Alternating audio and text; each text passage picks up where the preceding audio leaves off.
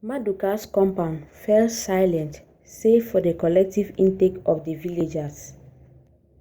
Zirachi stared at Obi in shock, her heart racing with confusion and disbelief. The man standing before her, the man who had been unveiled as her groom, was not Ikem but Obi, the very man she had rejected and longed for since. She took a step back, her mind racing. How could this be? Just days ago, Ikem had been courting her with lavish gifts, winning over her father and the villagers. Now, Obi stood in his place, wearing the wedding outfit meant for Ikem. The sight filled her with an unsettling mix of joy and fear. Maduka, equally shocked, stood up from his seat. "What is the meaning of this?" he demanded, his voice trembling with both anger and confusion. "Where is Ikem? Why is Obi in his place?" The villagers too began to murmur, casting suspicious glances at Obi and Zirachi. The elders, who had been overseeing the ceremony, exchanged worried looks, sensing that something far beyond their understanding was at play. Obi, sensing the tension, raised his hands to calm the crowd.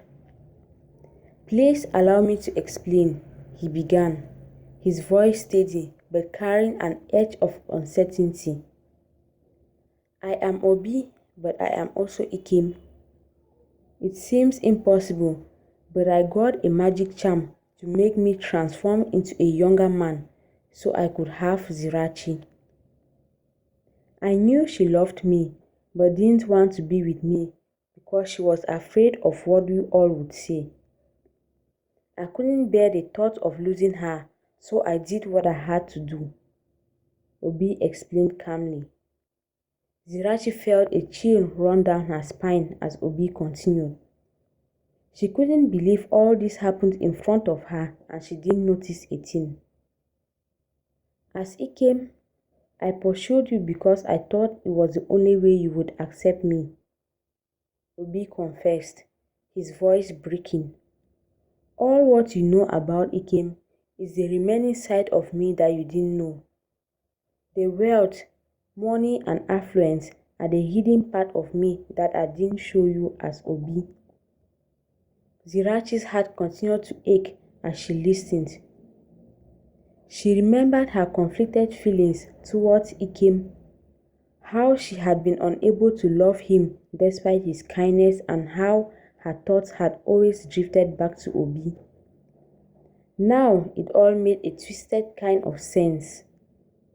The man she had tried to fall for and the man she had pushed away were one and the same. Maduka, his face reddened with anger and shame, turned to the elders. "This marriage cannot go on. My daughter was deceived and I will not allow her to be married under false pretenses." The elders too nodded, agreeing that the situation was too grave to ignore.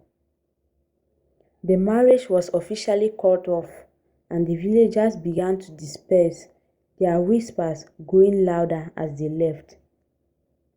But as Maduka's compound emptied, Zirachi and Obi remained standing in the center of what should have been their wedding. Zirachi felt tears welling up in her eyes, but she held them back. She was torn between the love she had for Obi and the betrayal she felt for being deceived. "Zirachi," Obi said softly, stepping closer to her. "I never wanted to hurt you. I only wanted you to be the man you could love." "But you lied to me," Zirachi replied, her voice trembling with emotion. "You became someone else, someone I didn't know. How can I trust you now?" Obi reached out to her, but she took a step back, shaking her head. "I need time, Obi. I need to understand all this." With that, Zirachi turned and walked away, leaving Obi standing alone in the compound. He watched her go, his heart heavy with regret. He knew that he had lost her trust and he feared that he might never win it back. Obi's uncle, Ejiofor, approached him and placed a comforting hand on his shoulder. "I told you from the start this plan of yours would end in disaster. I couldn't bear to lose her, and now I get to watch her never forgive me," Obi replied in a sad voice. The days that followed were filled with uncertainty. Zirachi kept to herself, avoiding Obi and even her father. She struggled to reconcile her feelings, torn between the love she had for the real Obi and the betrayal she felt from the man who had become Ikem. Despite everything, Obi did not give up. He continued to seek Zirachi out, hoping to make amends and explain his actions. But each time he approached her, she would turn away, her heart too wounded to listen. The conflict between them grew, creating a rift that seemed impossible to bridge. Zirachi began to question everything she thought she knew about love, trust, and dignity. Could she ever forgive Obi for his deception? And would Obi ever prove to her that his love was genuine without him using manipulation? The elders of the village had always been the keepers of the tradition and the guardians of the community's well-being, which had been disrupted by Obi and Zirachi. They were deeply troubled by the revelation that Obi had used magic, and even more so by the idea that he had deceived not only Zirachi but the entire village. Few days later, they summoned him to a council meeting held in a sacred grove, a place where serious matters were discussed and resolved. On the appointed day, Obi stood before the circle of elders. The atmosphere was heavy with the scent of burning herbs, and the ancient trees that surrounded them seemed to whisper secrets from ages past. Obi knew that this was a pivotal moment, not just for his relationship with Zirachi, but for his standing in the village. Chief Onu, the eldest and most profound member of the council, spoke first. His voice was deep and commanding, carrying the weight of decades of wisdom.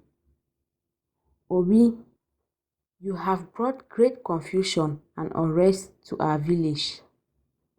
You admit to have used a spell to pursue Zirachi under false pretenses. How can we trust our daughter to a man who changes identities?" The other elders murmured in agreement. Obi could feel the weight of their disapproval pressing down on him. He knew that words alone could not be enough to convince them. He would need to prove his worth, not just to them, but to Zirachi and the entire village. "I understand your doubt," Obi began, his voice steady despite the pressure. "But I swear on the spirits of my ancestors that my love for Zirachi was never a lie. I only wanted to become the man I thought she would accept." Chief Onu frowned. "Love alone does not make a man worthy. You must show that you have the strength, the wisdom, and the courage to be a husband and a protector. The villagers need to know that you are more than just a man with some kind of dark magic." The elders conferred among themselves for a moment before turning back to Obi. Chief Onu's expression was grave as he spoke. "We will give you a chance to prove yourself, but it will not be easy. You must complete 3 tasks. each designed to test your worthiness. Only if you succeed in all three will we consider allowing you to marry Zirachi. Obi nodded in understanding, accepting the challenge without hesitation. He knew this was his only chance to redeem himself in the eyes of the villagers and in the eyes of Zirachi. The elders therefore outlined the tasks. 1. The test of strength. You would need to hunt a dangerous animal that had been terrorizing the villagers' livestock. This would prove his physical prowess and bravery, Chief Onu stated. The next will be the test of wisdom.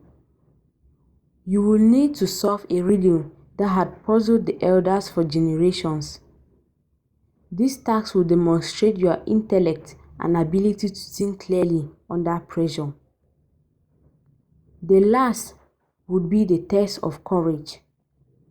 You would be required to spend a night alone in the sacred grove where it was said that spirits of ancestors roamed. This would prove your spirituality and your respect for the traditions of the village.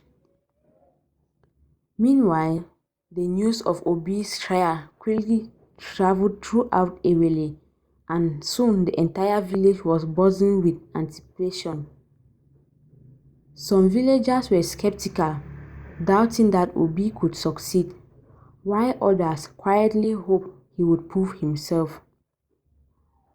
Zirachi, hearing of the trials, felt a mix of emotions: concern for Obi's safety, confusion about her own feelings, and a faint hope that perhaps this would bring some clarity to their situation. The first task began at dawn the next day. Obi, armed with only a spear and his wits, set out into the dense forest where the creature had been spotted. The elders, along with a group of villagers, followed at a distance to witness the trial. The forest was thick and shadowy, with every rustle of leaves or crack of a twig heightening the tension. After hours of tracking, Obi finally confronted the beast, a massive boar with a tusk like daggers. The animal charged at him with furious speed, but Obi stood his ground. With a swift and precise thrust, he struck the boar in its flight, bringing it down. The villagers erupted in cheers as Obi emerged from the forest, bloodied but triumphant, dragging the carcass of the beast behind him. The first task was finally completed, and Obi had proven his strength, but the second task, the test of wisdom, was even more daunting. The riddle was ancient, passed down through generations, and none had ever solved it. Obi was given the riddle by Chief Onu. I speak without a mouth and hear without ears. I have no body, but I come alive with wind. What am I? Chief Onu asked. Obi pondered the riddle for days, seeking guidance from within. He knew that this task required him not more than intellect. It required him to understand the deeper meaning of the words. After much contemplation, Obi presented his answer to the elders. The answer is an echo. The elders exchanged glances, impressed by his insight. Chief Onu nodded, acknowledging Obi's wisdom. You have done well, Obi. You have passed the second task. The final task, the test of courage, was the most feared. The sacred grove was a place of mystery and power where few dared to tread after dark. As night fell, Obi entered the grove alone, carrying nothing but a small light and his resolve. The night was long and filled with eerie sounds, whispers in the wind shadows, and seemed to move of their own accord. Obi sat in the center of the grove, focusing on the task at hand. He closed his eyes and prayed to the spirits, asking for their guidance and protection. As the hours passed, a deep calm settled over him. He realized that the true test was not about facing external dangers but confronting his own fears and doubts. When dawn broke, Obi emerged from the grove, unharmed and at peace. The elders who had watched from the edge of the grove were moved by his courage and composure. Chief Onu stepped forward, placing a hand on Obi's shoulder. "You have proven yourself worthy, Obi," Chief Onu declared. "You have shown strength, wisdom and courage. The council acknowledges your worth and the marriage may proceed if Zirachi agrees." The villagers rejoiced, and word quickly spread to Zirachi, who had been anxiously waiting. When Obi approached her later that day, he did so not as a man who had deceived her, but as a man who had faced the ultimate test to prove his love. "Zirachi," Obi said softly, taking her hand, "I have done all I can to show you that my love is real. The rest is up to you. Will you give us a chance to start anew?" Zirachi looked into Obi's eyes, seeing the sincerity and the depth of his feelings. She knew that the path ahead would not be easy, but she also knew that love was worth fighting for. "Yes, Obi," Zirachi replied, a tear slipping from her cheek. "I will give us the chance. Besides, it's all my fault that you had to do what you did. I apologize for how I treated you." Obi held her cheek tenderly and smiled. "No one is to be blamed for my actions but me. I understand the pressure was too much for you to bear, and as a beautiful young girl, you deserved a younger man. Thank you for giving me a chance." And so, in the heart of Ewele, the love story that had been tested by deception, magic and trials began again. This time, built on a foundation of trust, understanding and the true worth of the heart. What was a curse became a blessing to Zirachi, and she lived the rest of her life like a queen in Obi's luxurious compound.